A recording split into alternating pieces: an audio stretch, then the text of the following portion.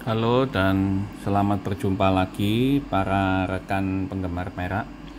Pada video ini saya akan membahas sekilas mengenai coin slab atau yang di Amerika disebut sebagai third party grading, yang di Indonesia kan menjadi penilai pihak ketiga.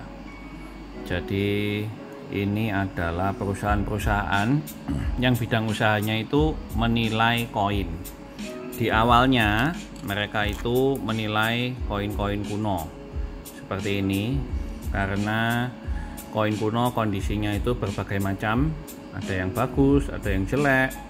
Lah kalau orang jualan kan pasti bilang, oh ini koin saya bagus, sementara yang beli bilang, oh koinmu ini kurang bagus. Jadi istilahnya apa? Yang jual mau harga tinggi, yang beli mau harga murah. Contohnya kalau dua koin ini koin Belanda yang lazim ditemui di Indonesia. Ini rambutnya lebih banyak dari yang sebelah kiri ini. Tapi rambutnya kotor, yang ini nggak kotor. Jadi ini lebih bagus dari ini atau gimana? Siapa yang bilang ini lebih bagus atau ini lebih bagus? Ya, sama dengan baliknya. Ini lebih hitam tapi lebih terang mungkin. Ini enggak sehitam yang ini tapi lebih kurang jelas. Jadi yang mana yang lebih bagus? Nah, itulah dimana perusahaan-perusahaan ini berdiri dan menawarkan jasa untuk menilai koin. Yang terbesar di dunia ini adalah ini dua, PCGS dan NGC. PCGS dan NGC dua-dua di Amerika. Ada beberapa negara lain yang punya grading sendiri tapi biasanya kurang maju.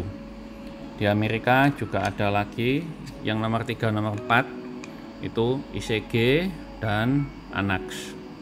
Kalau dua ini biaya setornya lebih murah, jadi orang itu mungkin berhemat untuk setor ke mereka. Tapi kalau dijual lagi ke pasar, tentunya orang lebih percaya ke NGC dan PCGS. Saya sendiri lebih cenderung ke NGC, bukan apa, tapi karena saya lebih suka model slabnya NGC ini. Jadi saya lebih senang modelnya aja, bukan dari apanya. Orang lain bisa punya pendapat lain tentunya, tapi karena saya sudah milih NGC ya semuanya ikut NGC. Untuk penilaian di grading ini ada namanya grading scale. Jadi itu satu tabel dari 1 yang terjelek nilainya sampai 70 yang paling atas. 70 itu biasanya diartikan, apakah 70 itu koin yang tidak ada cacatnya meskipun kita melihat pakai pembesaran 5 kali. Jadi memang benar-benar bagus. Terus berikutnya yang terlazim untuk koin modern. Istilahnya koin modern itu apa? Yaitu koin yang setelah tahun 1955 kalau NGC itu. Untuk yang berikutnya 69 itu koin normal yang secara kasat mata tidak kelihatan cacatnya. Meskipun kalau kita melihat gitu mungkin bisa kelihatan, cuman kalau sekilas nggak kelihatan.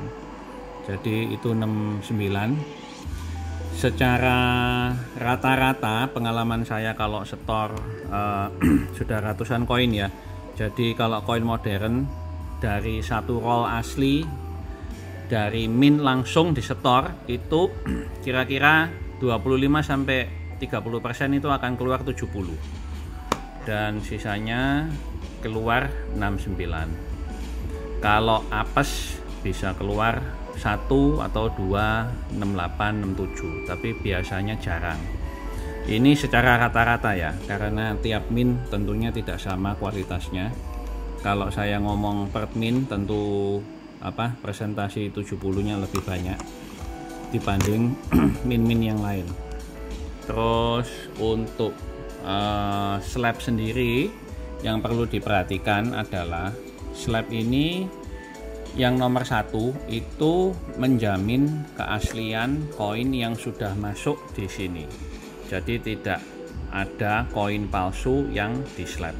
Kalaupun sampai ada dan ketahuan, perusahaan yang menggradingnya itu dia sudah mengeluarkan garansi bahwa mereka bersedia untuk membeli kembali koin ini dalam nilai setara dengan nilai pasar, yang tentunya ini lebih untuk koin-koin kuno ya. Kalau koin-koin modern nilainya juga belum terlalu tinggi. Yang kedua, koin yang sudah di slab itu sudah dinilai oleh mereka dan mereka tentunya sudah menyegel, jadi slabnya ini tidak bisa dibuka. Slab ini sendiri disegel, tapi slab ini tidak kedap udara. Jadi kita juga harus hati-hati kalau menyimpan slab. Ini contohnya saya ada. Ini saya juga kurang tahu apakah ini tarnisnya ini keluar sesudah atau sebelum slab. Tapi kalau lihat slabnya ini, dia ini kan ada karetnya di sini. Ya, bagian karet ini tidak kena tarnis, sementara yang tidak pegang plastik ini kena. Jadi kesimpulan saya, mungkin orang ini yang menjual ke saya, dia itu nyimpennya kurang benar, jadi udaranya itu ngowos masuk sini gitu ya. Ini sama, ini belakangnya loh, jadi yang kena plastik ini enggak, yang di luarnya ini kena. Jadi meskipun masuk sini masih bisa kena oksidasi. Tentunya ada orang-orang yang suka oksidasi, saya bukan salah satunya. Jadi sebisa mungkin jangan menyimpan koin-koin perak di tempat yang lembab udara atau menyimpan sembarangan. Kalau bisa, meskipun sudah di slab, masukkan ke kotak makan yang kedap udara. Atau kalau mau repot sedikit, ya udah ini di vakum aja, masukin vakum, beres. Ya, vakum juga harganya mungkin 200.000, jadi lumayan untuk menjaga kondisi koin-koin kita. Untuk jenis-jenisnya slab ini juga banyak. Jadi slab itu ada beberapa macam. Yang koin-koin zaman dulu, bukan koin zaman dulu, perusahaan ini kan berganti terus ya. Jadi dia itu berusaha mengamankan jenis slabnya, karena untuk koin-koin kuno banyak pihak-pihak yang memalsu slab ini supaya dia itu bisa menjual koin palsu atau koin yang nilainya tidak setara dengan gradingnya dengan pura-pura pakai slabnya NGC atau PCGS.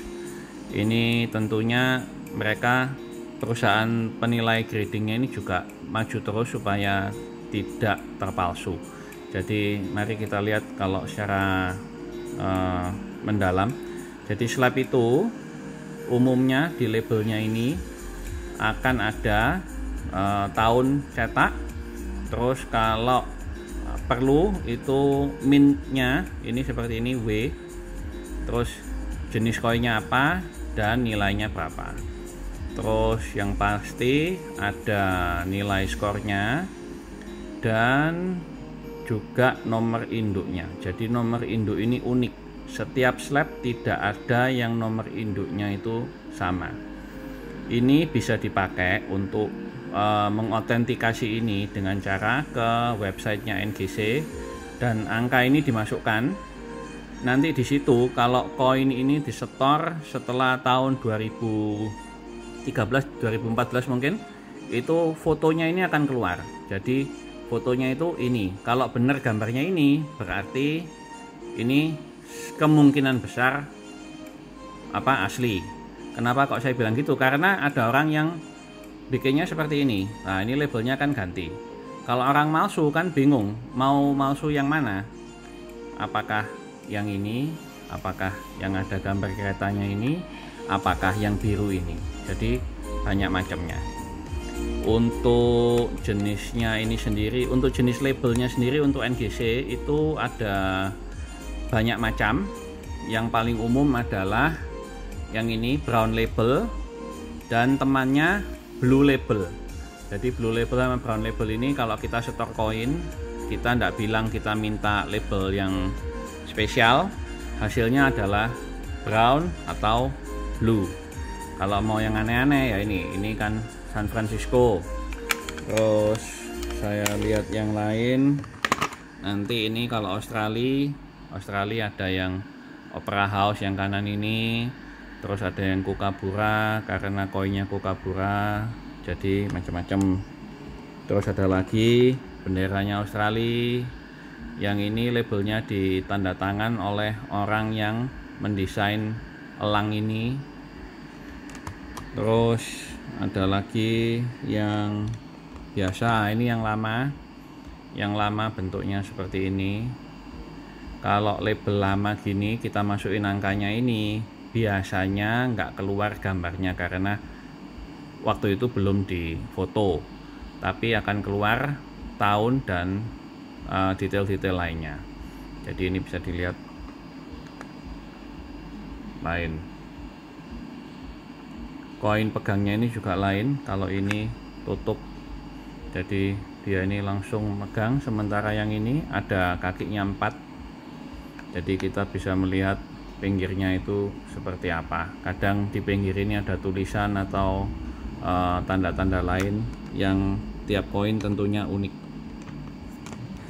Di label itu juga banyak sekali jenis-jenis. Kalau yang ini dia itu bilang koin ini adalah satu dari 7.500 pertama yang terbuat. Mereka ada caranya, mungkin pakai label waktu pengiriman atau apa yang bilang oh ya ini satu dari 7.500 pertama. Kadang bisa sampai 1.000 pertama, atau yang malah kadang yang aneh itu 30.000 pertama lah. Itu kan terlalu banyak, tapi kan ya namanya variasi untuk kolektor. Untuk label-label ini yang biasanya paling langka itu adalah ini, first day of issue. Jadi untuk dapat label ini, koin ini harus disetor ke NGC pada hari pertama dia ini diluncurkan. Kalau koin ini umpamanya keluarnya tahun 1 Januari 2017, jadi NGC itu harus terima koin ini di 1 Januari 2017. Biasanya sih itu di pameran-pameran, karena pameran koin itu dipakai untuk banyak mint untuk meluncurkan produk-produk baru, dan PCGS NGC juga buka booth di sana dan kita bisa langsung setor. Berikutnya itu label yang ini, first release dan early release itu sama. Barang yang akan dikeluarkan itu harus diterima dalam waktu 1 bulan setelah koin ini diluncurkan. Kalau pakai contohnya yang tadi, jadi 31 Januari barang ini harus diterima di NGC. Ya, ini contoh-contohnya. Jadi yang namanya label itu banyak sekali. Kalau penggemar Marvel ya ini Marvel. Ya. Terus kalau koin Inggris ini pakai apa namanya, Big Ben. Ada lagi yang bosan warna putih, warna hitam. Selain warna hitam yang saya pernah lihat juga ada warna merah, warna hijau, warna biru. Jadi memang banyak. Terus jenis label ada yang biasa, ada yang tebel. Kalau tebel ini untuk koin-koin yang mungkin 2 ounce atau koin yang memang double tebel, Whiteford. Juga ada kalau tentunya koin ini kan jenisnya ini ukurannya NGC ini kan semua sama. Jadi terbesar yang mereka bisa pasang itu 45 mili, 45-46 ya, jadi sudah mepet. Kalau lebih gede lagi keluarlah ini. Jadi bar ini kan lebih tinggi dari, nah itu sudah nggak bisa masuk. Dan yang berikutnya ukurannya adalah ini. Memang rada aneh, tapi ya mau gimana lagi. Untuk sekarang rasanya awal tahun lalu mereka itu membuat yang tengah-tengahnya ini dan ini, tapi saya belum kelihatan. Jadi kalau store berikutnya mungkin bisa kelihatan. Ini gede. Ada lagi yang lebih gede dari ini pun juga ada, cuman saya nggak punya. Biasanya itu untuk yang berat 300 gram 10 ounce itu, jadi gedenya itu seperti piring. Jadi untuk sementara ini saya rasa sekian. Apakah Anda sudah tertarik untuk mengkoleksi koin yang sudah masuk jaket? Semoga ini video singkat ini bisa membantu, dan sampai jumpa lain kali. Kalau ada pertanyaan silakan, dan sampai ketemu lagi. Terima kasih.